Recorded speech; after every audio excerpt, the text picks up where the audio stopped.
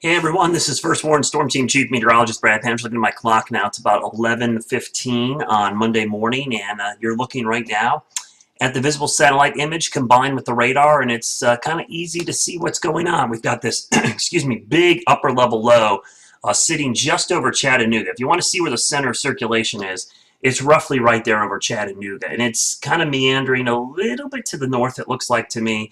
But the one thing that we see is a persistent southeasterly wind moving into the mountains of North Carolina. And this is going to be an issue probably going into the afternoon. The good news is the rain has let up, but we're already beginning to see some breaks in the cloud cover here, and that's allowing for new showers and even some thunderstorms to develop. And the southeasterly wind is going to cause that upslope to continue for the next couple of days. In fact, it's pretty low, 10 inches in a couple of spots. We've seen quite a few areas of 7 to 8 inches, and as long as this flow is like this, wrapping around the low, we're going to continue to see some pretty big areas of flooding right in this area up and down the eastern side of the mountain. So anywhere in the North Carolina mountains, especially this eastern facing slopes, you'll have the highest risk of seeing some more flooding as we go through the next couple of days. Now, where does this thing go from here? That's kind of the $1,000,000 question.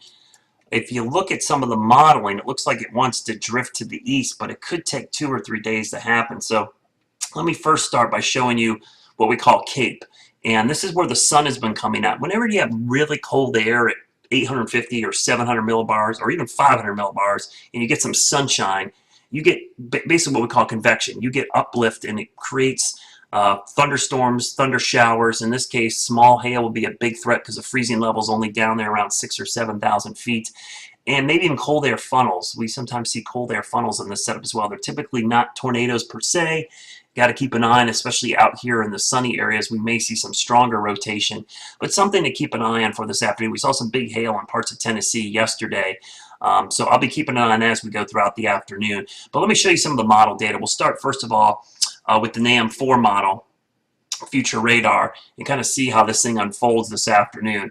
So we'll start this morning. This was at about 12Z, which is 8 a.m. We'll go into the afternoon hours. Let's go out to about 2 p.m., 3 p.m., 4 p.m. Notice a big band of showers begins to form from Boone down to Hickory. This would be horrible news for Watauga County. They just don't need any more rain. And then we go towards 3, 4, 5, 6 o'clock this evening, 7, 8.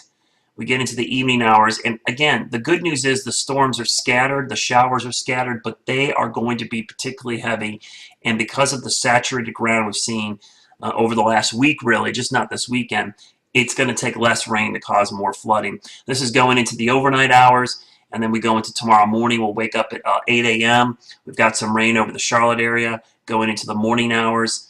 It appears that the upper low is right over us tomorrow, so tomorrow may actually be a little bit more widespread shower and thunderstorm activity, at least over the Charlotte area.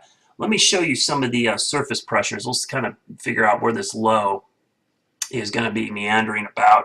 Let's look at 700 millibars, probably the best indication of where this thing is going to end up being as we go into tomorrow. So there's a look at the model data, and there's the upper low sitting pretty much right over Charlotte. So that could give you a good idea, but tomorrow actually could be a lot worse than even today is based on the model guidance. So let me go back and show you where the low is now.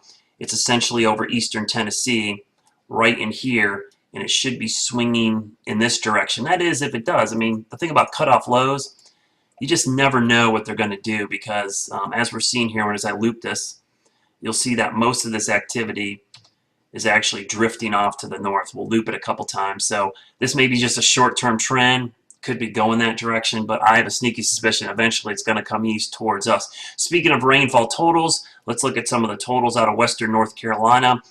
You can see anywhere from 2 to 3 inches. Henderson County saw quite a bit of flooding, especially towards Chimney Rock, Hendersonville, Columbus, North Carolina. You can see 4, 4.5, 5 inches. You get up here towards Montreat, about 6 inches. Rutherford County 3 to 4, 5 inches, and again these are local spotter reports. Some totals could be higher. Burke County got 6 inches. I just got a report out of Burke County of 7.15, and then up into Avery County there's a 7-inch total in Linville. Beach Mountain almost 6 inches, and then in and around the Boone and Blowing Rock area you can see generally about 5 to 6 inches, and then up into Ashe County. We'll come back down towards the Hickory area, about 3 to 4 inches, and then moving down closer to Charlotte. We actually set a rainfall record for today at the airport in Charlotte, 1.61 since midnight. That's a new rainfall record. But you see Lake Wiley about 2.5 inches, and then a lot of areas in Gaston County where we saw flooding this morning, about 3 to 4 inches of rain. So there's the situation. Expect scattered storms to fill in this area of clearing right now.